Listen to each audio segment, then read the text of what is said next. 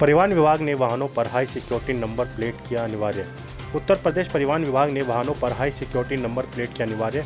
परिवहन विभाग 15 फरवरी से करेगा जांच। हाई सिक्योरिटी नंबर प्लेट ना लगी होने पर 5,000 का होगा जुर्माना। अब्बास अंसारी से मुलाकात करने पहुंची पत्नी निखत अंसारी को हिरासत में लिया गया। चित्रकूट जेल में अब्बास अंसारी से मिलने पहुंची पत्नी निखत अंसारी के पर्स से मिला मोबाइल और अन्य प्रतिबंधित सामान। डिप्टी जेलर के कमरे में हो रही थी मुलाकात। अचानक की गई तलाशी में मोबाइल व अन्य सामान हुआ बरामद। जेल प्रशासन की तरफ से दर्ज कराया गया मुकदमा। निखत अंसारी को हिरासत में लेकर की जा रही है पूछताछ। जेल प्रशासन की लापरवाही को लेकर दिए गए जांच के आदेश। डीआईजी जेल प्रयागराज को सौंपी गई जांच रिपोर्ट। जांच रिपोर्ट आने के बाद चित्रकूट जेल में लापरवाही बरतने वाले पुलिसकर्मियों पर भी होगी कार्रवाई। निखत अंसारी मामले में जेल अधीक्षक अन्य जेल कर्मियों पर केस दर्ज। अब्बास अंसारी से जेल में मिलने आई उनकी पत्नी निखत अंसारी के पर्स की तलाशी में 2 मोबाइल फोन और अन्य अवैध वस्तुएं बरामद होने के बाद घटना के संबंध में आईपीसी और भ्रष्टाचार निवारण अधिनियम के अंतर्गत सुसंगत धाराओं में कोतवाली नगर करवी में अब्बास अंसारी की पत्नी निखत अंसारी, जेल अधीक्षक अशोक सागर तथा अन्य संबंधित जेल कर्मियों के विरुद्ध प्रथम सूचना रिपोर्ट भी दर्ज कराई गई। पत्नी को प्रताड़ित करने के मामले में अपर निजी सचिव रितेश कुमार को वारंट जारी। अपर निजी सचिव रितेश कुमार की मुश्किलें बढ़ी।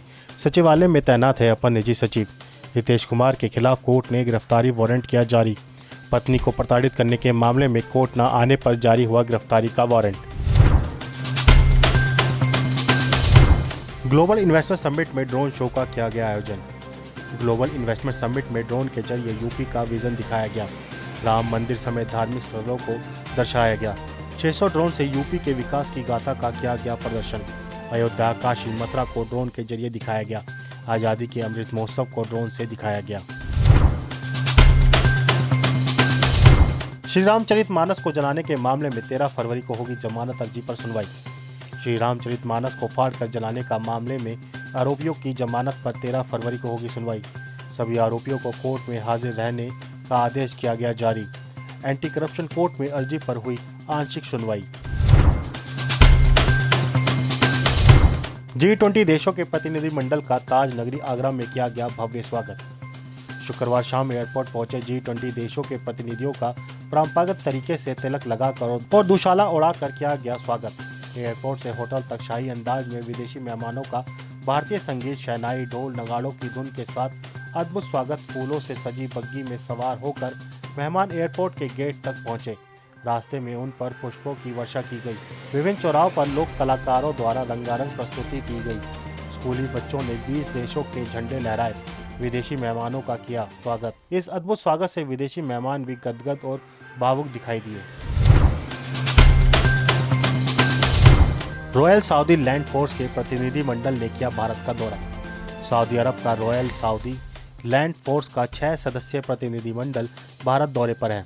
भारतीय सेना ने सऊदी प्रतिनिधिमंडल को भारतीय सेना की ट्रेनिंग पद्धति और बुनियादी ढांचे के बारे में जानकारी दी। इससे दोनों देशों के द्विपक्षीय रक्षा संबंधों को बढ़ावा मिलेगा। इंडियन आर्मी ने ट्विटर पर तस्वीरों को किया शेयर। सऊदी प्रतिनिधिमंडल का यह दौरा 2 सेनाओं के बीच सहयोग को और बढ़ाएगा। एनआईए ने बेंगलुरु से एक संदिग्ध आतंकी को किया गिरफ्तार। राष्ट्रीय जांच एजेंसी ने बेंगलुरु से एक संदिग्ध आतंकी आरिफ को गिरफ्तार किया है। इंटरनेट के जरिए वह पिछले 2 साल से अलकायदा के संपर्क में था। आरिफ पेशे से सॉफ्टवेयर इंजीनियर है। मामले में एनआईए ने अपनी जांच शुरू कर दी है। कश्मीर में शनिवार को ही ताज़ा बर्फबारी के कारण रास्ते बंद, उड़ान की गई रद्द। कश्मीर में ताज़ा बर्फबारी और रामबन जिले में भूस्खलन के बाद जम्मू कश्मीर राष्ट्रीय राजमार्ग बंद। विभिन्न स्थानों पर यात्री वाहन सहित 1000 से अधिक वाहन फंसे गए। साथ ही खराब दृश्यता के कारण उड़ानों को भी रोका गया। 270 किलोमीटर लंबे जम्मू कश्मीर राष्ट्रीय राजमार्ग को बहाल करने का काम चल रहा है और दिन में वाहनों की आवाजाही फिर से शुरू हो सकती है। मध्यांचल विद्युत वितरण निगम ने निरस्त किया अडानी ग्रुप का प्रीपेड मीटर का टेंडर। अडानी जीएमआर को मिलने वाला था MVVNL प्रीपेड मीटर का टेंडर। यूपी में करीब 25,000 करोड़ रुपए का है स्मार्ट प्रीपेड मीटर टेंडर। केवल मध्यांचल विद्युत वितरण निगम का 5,400 करोड़ रुपए का है टेंडर। अडानी ग्रुप का टेंडर मिलने पर करीब 10,000 रुपए से अधिक की आ रही थी दर। स्टैंडर्ड बिल्डिंग गाइडलाइंस में 6,000 तक है स्मार्ट मीटर की दर। रूरल इंफ्रास्ट्रक्चर कॉरपोरेशन लिमिटेड ने तय की है दरें। पश्चिमांचल, पूर्वांचल और दक्षिणांचल डिस्कॉम के टेंडर्स पर भी लटकी तलवार। तेलंगाना के एक दलित नेता ने डॉक्टर अंबेडकर के खिलाफ की विवादित टिप्पणी। तेलंगाना के एक दलित नेता, राष्ट्रीय दलित सेना के संस्थापक हमारा प्रसाद ने संविधान निर्माता डॉक्टर अंबेडकर की किताब को लेकर हिंदुओं को भावनाओं को आहत करने का आरोप लगाते हुए एक वीडियो में कहा कि अगर डॉक्टर अंबेडकर आज जिंदा होते तो वह उन्हें ठीक उसी तरह गोली मार देते जैसे गोडसे ने गांधी जी को मारा था। दलित नेता के विवादित बयान पर पुलिस ने एक्शन लेते हुए उसे गिरफ्तार कर लिया है। भारत जितना नरेंद्र मोदी मोहन भागवत का है उतना ही मुसलमानों का भी है। मदनी, भारत जितना नरेंद्र मोदी और मोहन भागवत का है उतना ही महमूद का भी है। ना महमूद इनसे 1 इंच आगे और ना वो महमूद से 1 इंच आगे हैं। उन्होंने कहा कि यह धरती पहले पैगंबर अब्दुल बसर की है। यहाँ इस्लाम की जाए पैदाइश है। यह मुसलमानों का पहला वतन है। इस्लाम इसी मुल्क का मजहब है। इस्लाम कहीं बाहर से नहीं आया। सारे मजाहिद और सारे धर्मों में सबसे पुराना मजहब इस्लाम है।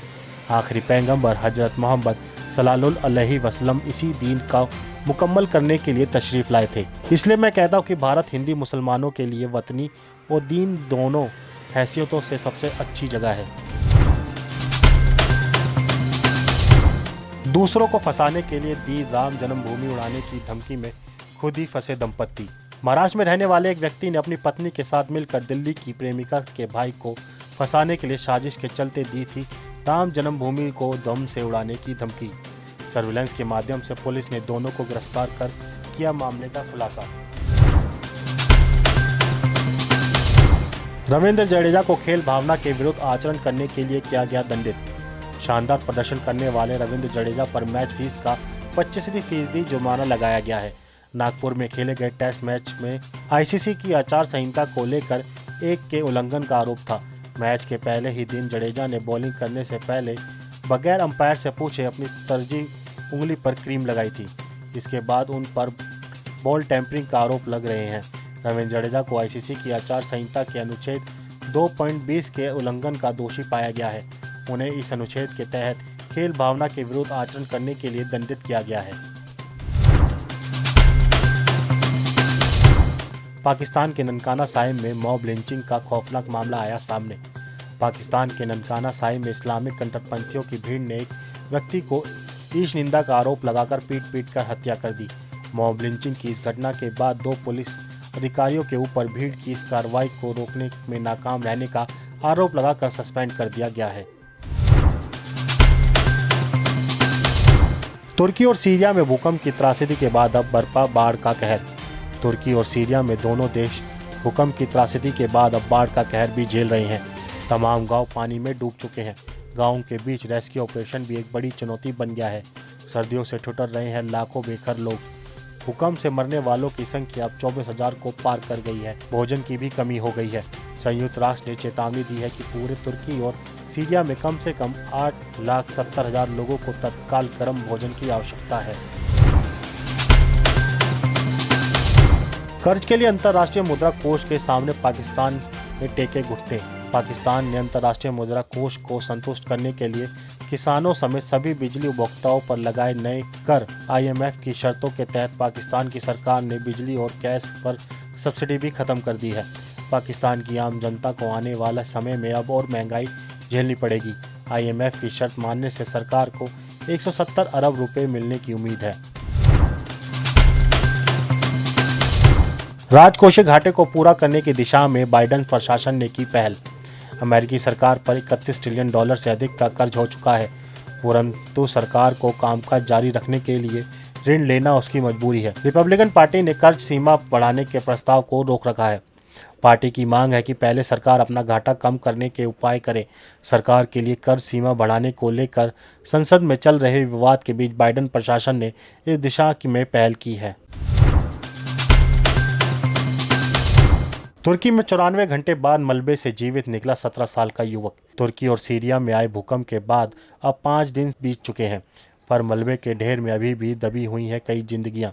जिन्हें निकालने के लिए राहत बचाव अभियान अभी भी जारी है। बचाव दल को अभी भी मलबे में कई लोग जिंदा मिल रहे हैं। ऐसा ही एक मामला तुर्की के गाजियान्तेप प्रांत के सहित कालमी जिले के सामने से आया है, जहां मलबे के ढेर में फंसे एक 17 साल के युवक को 94 घंटे बाद सुरक्षित निकाला गया है। इस घटना का एक वीडियो भी सोशल मीडिया पर शेयर किया जा रहा है। आप इस खबर के बारे में क्या सोचते हैं, हमें कमेंट सेक्शन में बताएं। साथ ही ब्रह्मास्त्र न्यूज़ को सब्सक्राइब और शेयर भी जरूर करें।